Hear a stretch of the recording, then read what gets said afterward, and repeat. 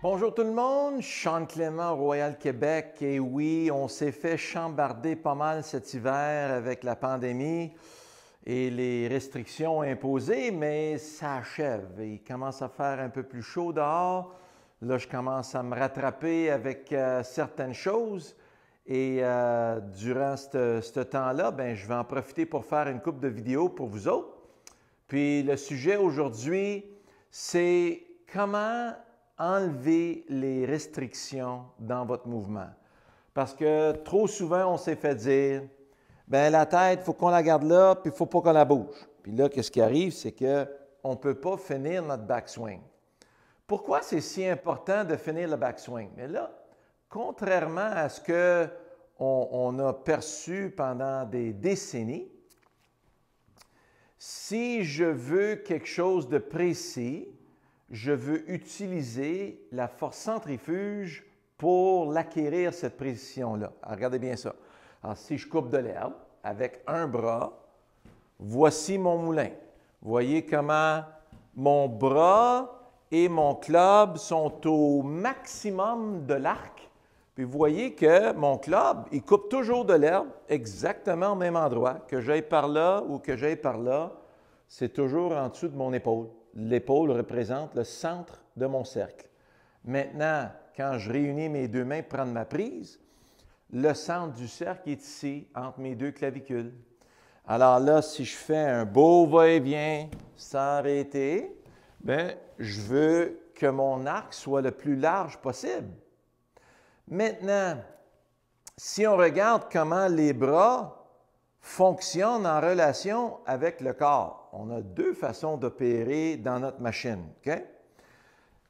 Si je veux écrire quelque chose sur ma prise ici, bien, tout de suite, mon cerveau perçoit que je veux faire quelque chose de très précis. Il va figer mon corps, transformer mon corps en statue.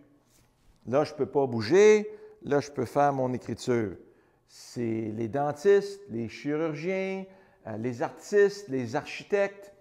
Tout notre travail est basé là-dessus. Aussitôt que je m'assois pour pitonner sur mon ordinateur, pourquoi? Mais pour immobiliser mon corps, pour que je sois très précis dans la frappe de mes touches. Maintenant, pour un bûcheron, c'est moins intéressant ça. Si j'avais un arbre ici à abattre, puis là, j'immobilise mon corps, puis j'essaie de hisser ma hache, je vais me frapper partout, m'avoir des bleus partout. Alors, quand je me prépare à élancer du poids, c'est là que ça change. Je sens le poids de ma hache. Je vais utiliser le poids de la hache pour faire mon travail. Alors, vous voyez, quand je hisse ma hache, en même temps, je m'enlève du chemin. Vous voyez comment ma jambe droite, comment elle est un petit peu ouverte. Puis quand je hisse ma hache, il y a une rotation qui se fait.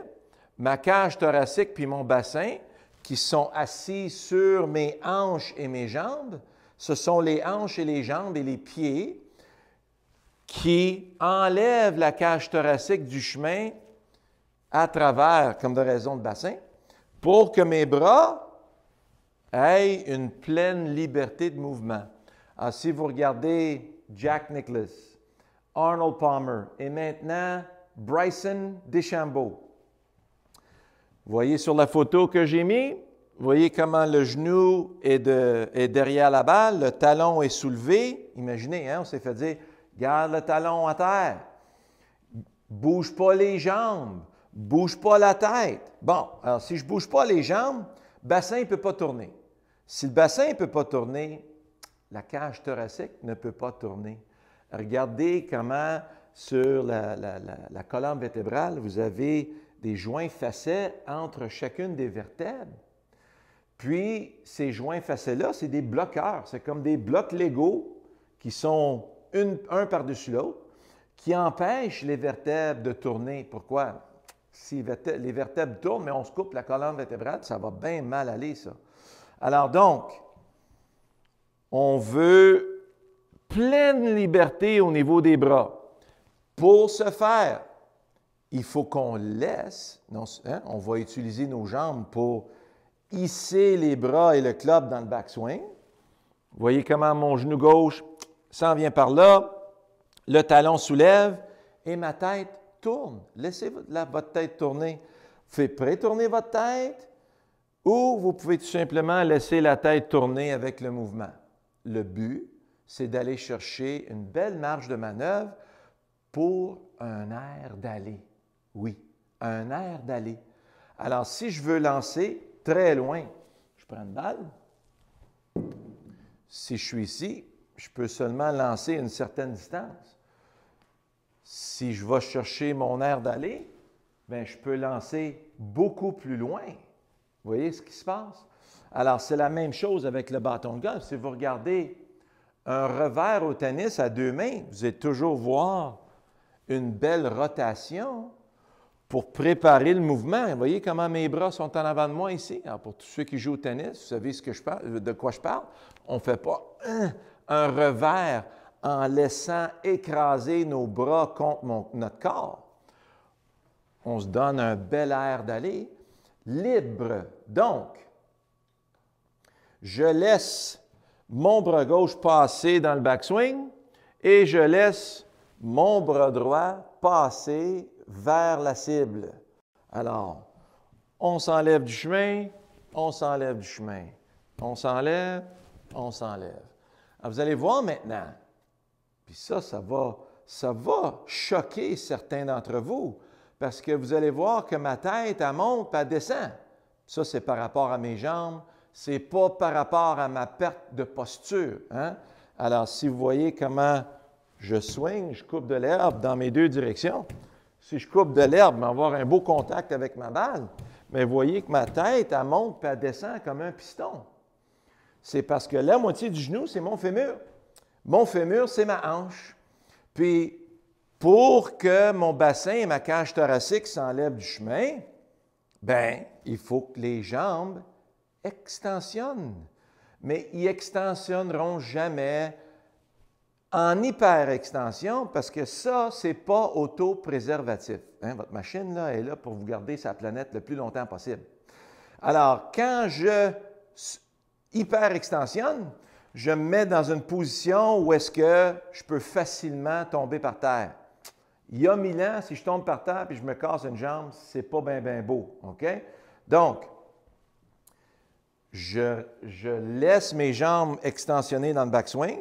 Mon cerveau retourne au sol pour qu'il puisse utiliser le sol pour m'enlever du chemin pour aller vers la cible. Vous voyez, si je veux donner un coup de poing, puis vous pouvez l'essayer, mettez-vous debout, donnez un coup de poing avec votre bras droit dans la direction de la cible. Tout de suite, votre cerveau il a besoin d'aller chercher le sol.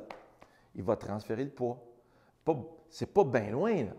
Alors, on n'a pas besoin de transférer le poids où est-ce qu'on est en déséquilibre total.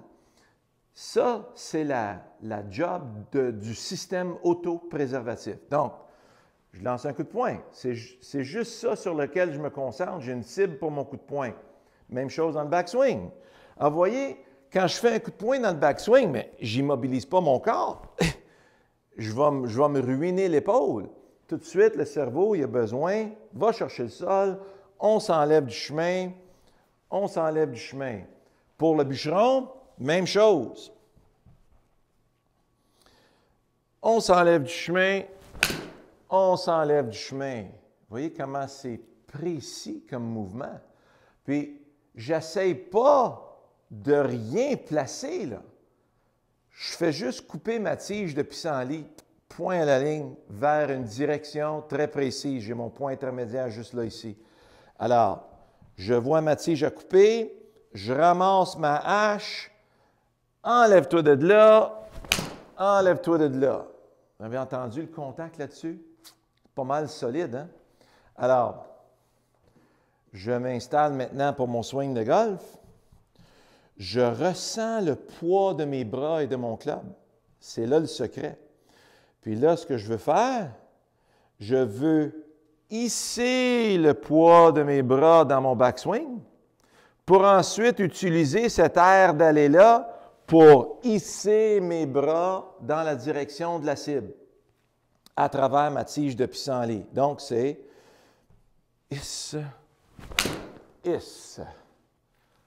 Alors là, on va aller faire un petit tour devant mon écran. Puis on va regarder le petit fer 7 que je viens de frapper ici, à 187 verges, c'est entre 185 et 190 pour mon fer 7. Alors, vous voyez comment mon club est venu de l'intérieur, en descendant, léger drap. Hein? Vous voyez que ma vitesse de club pour un fer 7 n'est pas pire. Hein? Donc,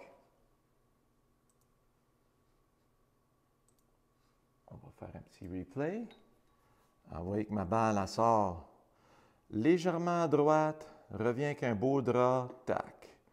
Centre droit du verre, puis on n'a pas pensé à rien, on n'a rien retenu. C'est ça le secret, il ne faut rien retenir. All right? Alors, en espérant que vous avez bien apprécié notre petite vidéo au Royal Québec, puis on se retrouve bientôt dans les allées. Bonne journée.